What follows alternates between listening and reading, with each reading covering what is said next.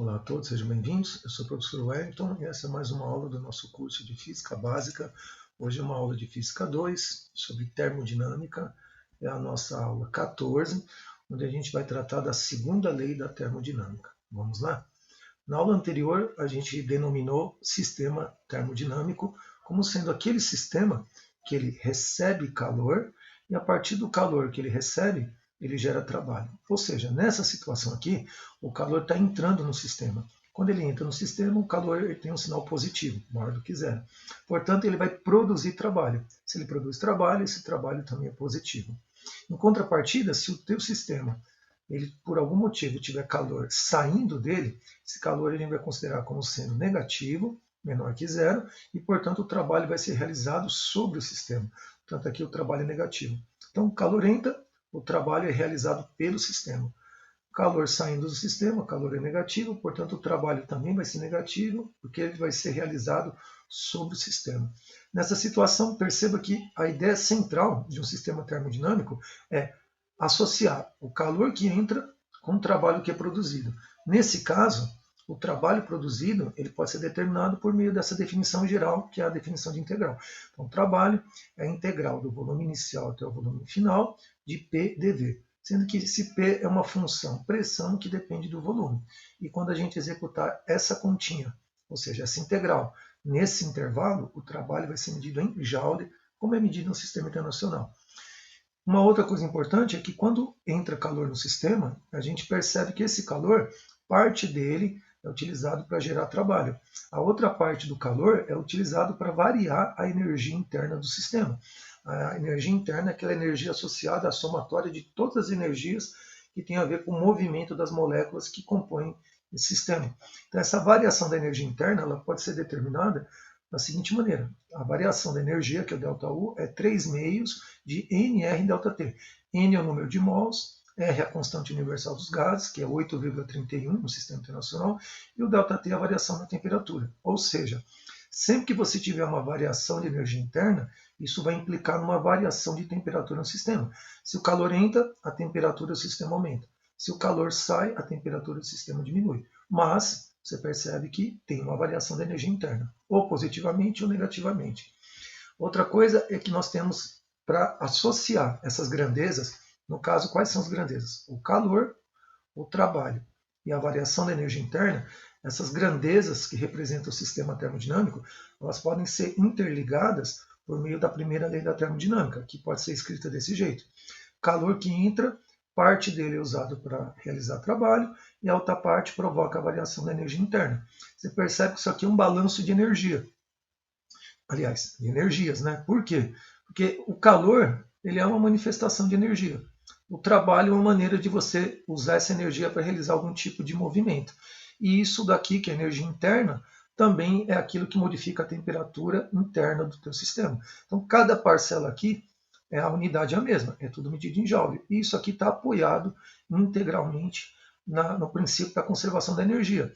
Ou seja, toda energia que entra no sistema não pode ser criado e não pode ser perdido, mas ele pode ser transformado ou utilizado em outras formas de energia para modificar o teu sistema. Então, isso daqui é o que a gente chama de primeira lei da termodinâmica. Calor, trabalho e variação da energia interna. Todas medidas em Joule. Agora o que a gente vai fazer? A gente vai olhar agora com um pouquinho mais de cuidado para a questão das máquinas térmicas.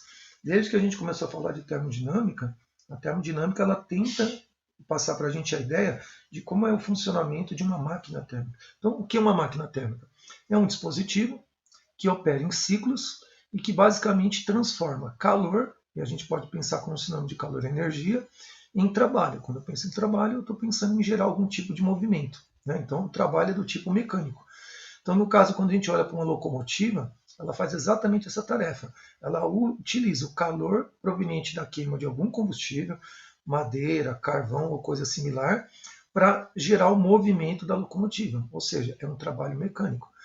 Isso é o que aconteceu lá no século XVIII, na época da Revolução Industrial, o início das máquinas térmicas, ou seja, a máquina a vapor. Hoje, a gente tem máquinas térmicas mais avançadas, como, por exemplo, o motor a combustão interna, que tem uma finalidade muito parecida. A ideia aqui é você utilizar algum tipo de combustível, ou gasolina, ou álcool, ou GNV, ou diesel, queimar esse combustível e a partir da queima desse combustível, converter isso em trabalho, ou seja, movimentar os pistões que estão aqui dentro e, por consequência, o veículo onde o motor está instalado.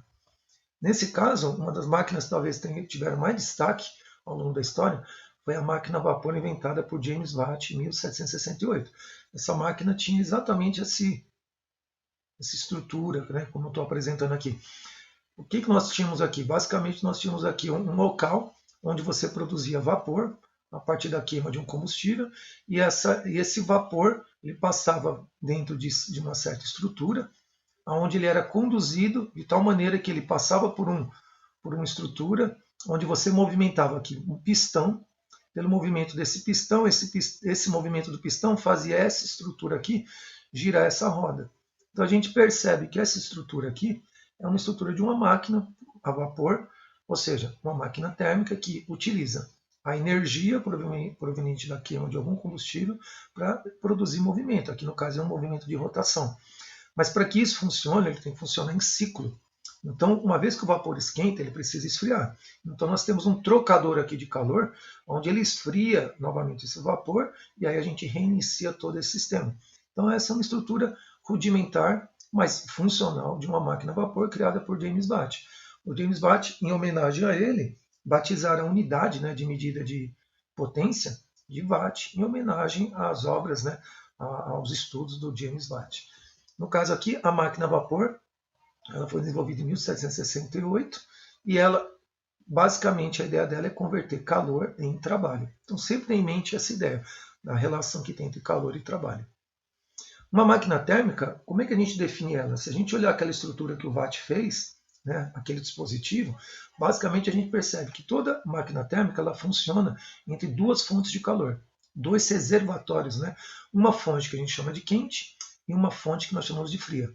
A fonte quente, ela vai ter a sua temperatura característica, que é a temperatura da fonte quente, e a fonte fria vai ter uma temperatura característica, que é a temperatura da fonte fria.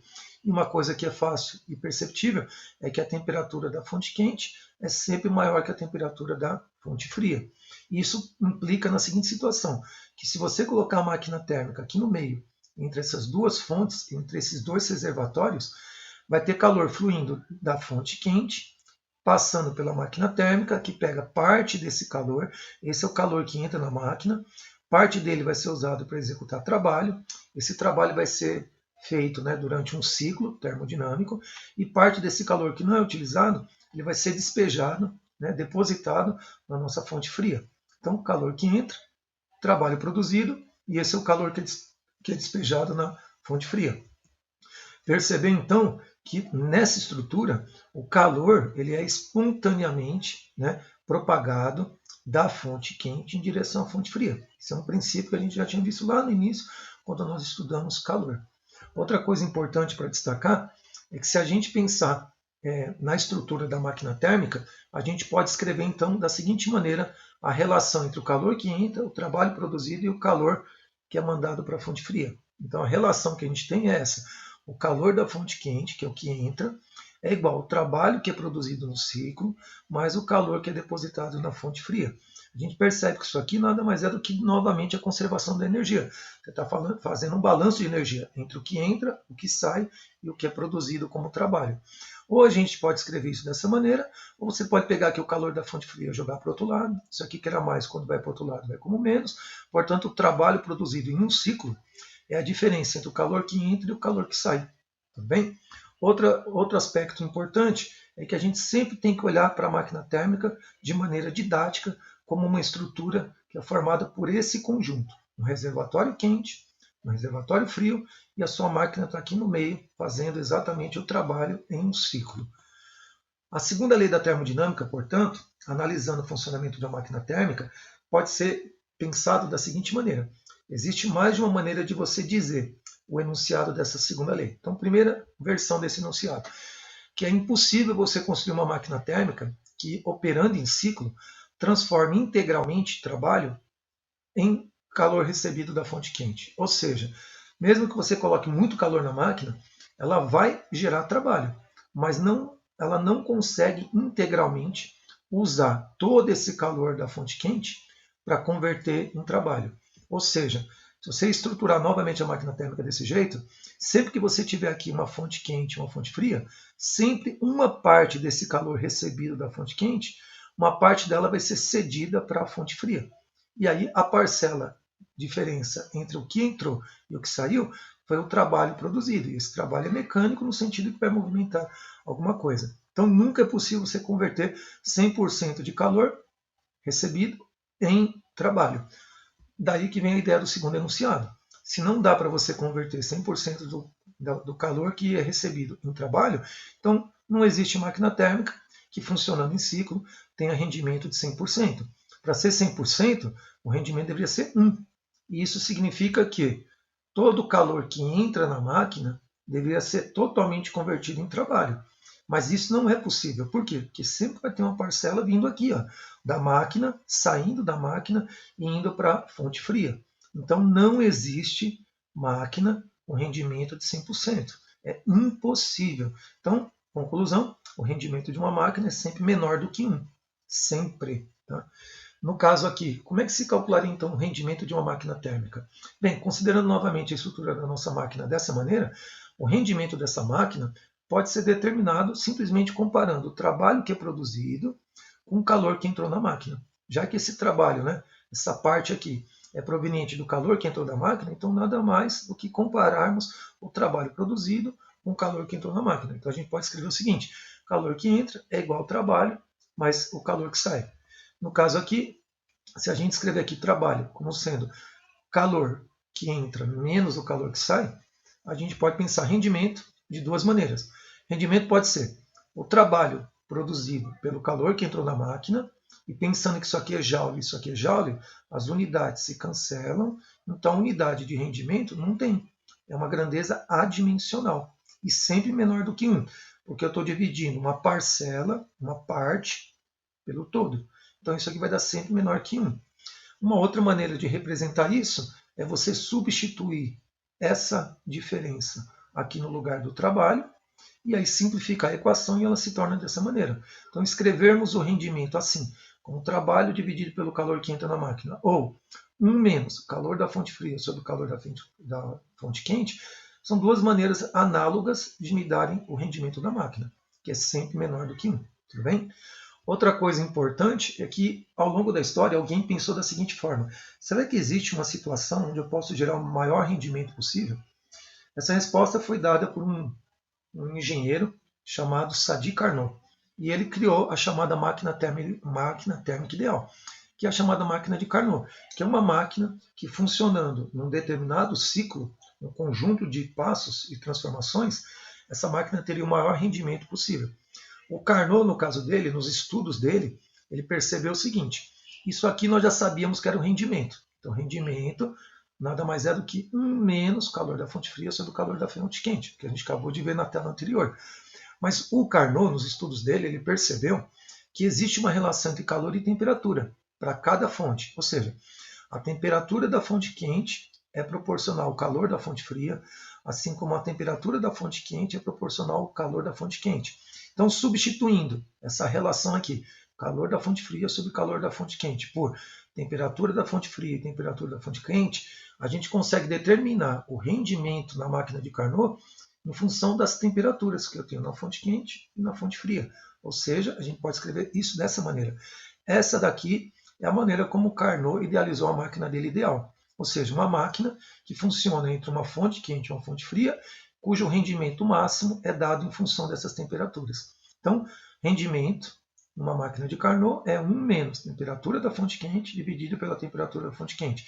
E aqui lembrar que as temperaturas obrigatoriamente têm que ser medidas em Kelvin, que Kelvin é a escala oficial que a gente usa no sistema internacional.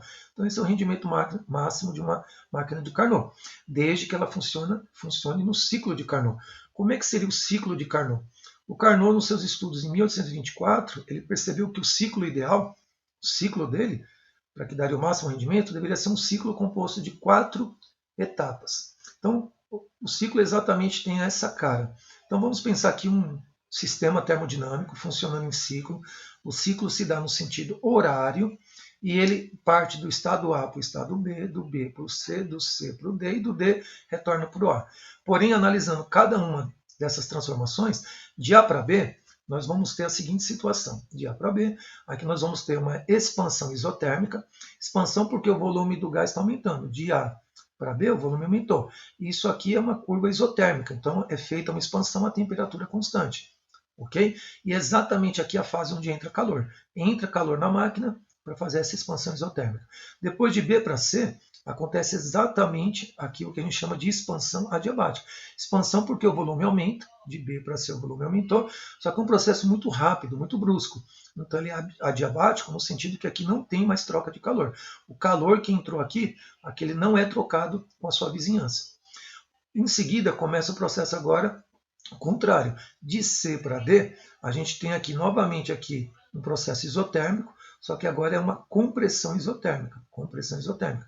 De C para D, a temperatura é constante, mas o que acontece? O volume está diminuindo. O volume que era esse aqui no estado C passou para um volume menor no estado D. E finalmente, de D para A, nós temos novamente aqui uma compressão, uma pequena compressão de D para A, porque o volume diminuiu, só que é novamente um processo adiabático, ou seja, um processo muito rápido onde não tem troca de calor. Nessa etapa aqui, de C para D, aqui tem o calor saindo da máquina. Então, o calor entra no estado, nessa transformação de A para B, e o calor sai da máquina nesse estado, nessa transformação de C para D. A gente percebe que se você pudesse calcular a área desse ciclo, como a gente já estudou, a área desse ciclo aqui daria o trabalho produzido por essa máquina. Então, nós temos aqui, basicamente, duas isotérmicas intercaladas por duas adiabáticas. Expansão isotérmica, expansão adiabática, compressão isotérmica, compressão adiabática. E aí esse é o ciclo de Carnot.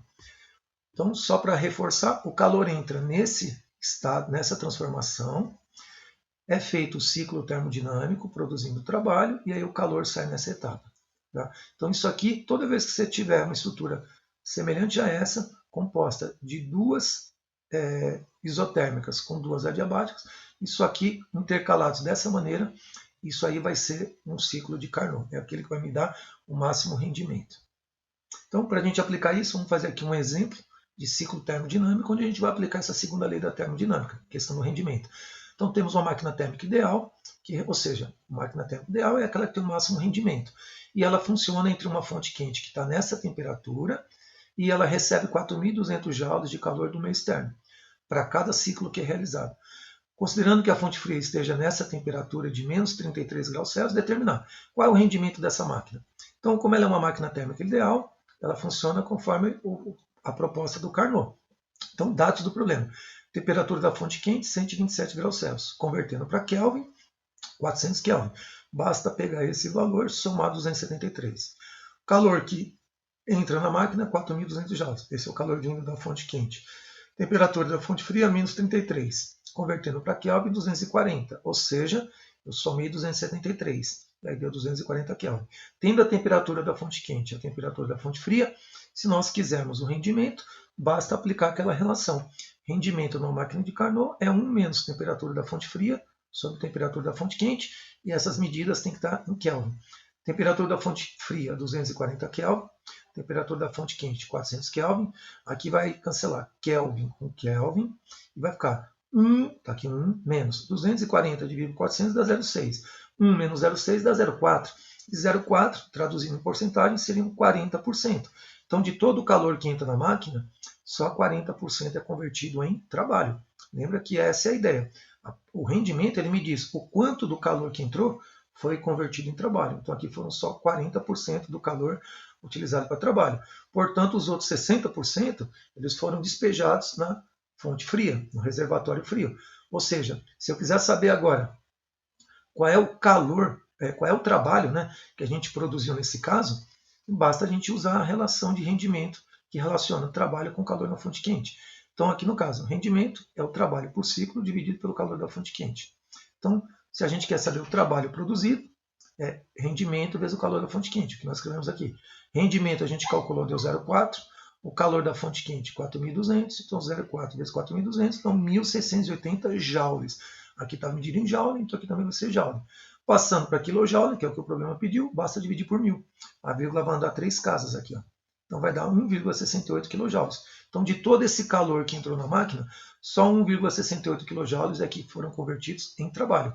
A diferença entre 4.200 e 1.680 é o que foi mandado para o reservatório frio. Tudo bem?